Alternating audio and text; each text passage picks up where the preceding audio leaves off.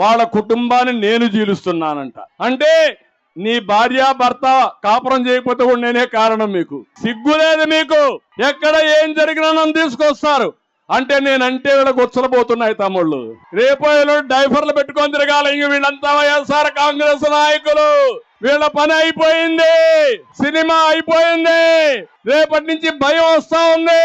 సీట్లు ఇచ్చినా పారిపోతున్నారు మనుషులందరూ. అవునా కాదా? నీ సీటు వద్దు, మేము వెళ్ళిపోతామని వెళ్ళిపోయే పరిస్థితికి వచ్చారు.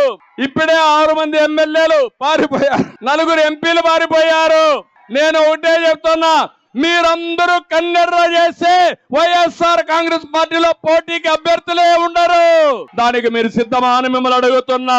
వాళ్ళ కుటుంబాన్ని నేను జీలుస్తున్నానంట. అంటే నీ భార్య భర్త కాపురం చేయకపోతే కూడా నేనే కారణం. మీకు సిగ్గు లేదు. మీకు ఎక్కడ ఏం జరిగినా నన్ను తీసుకొస్తారు.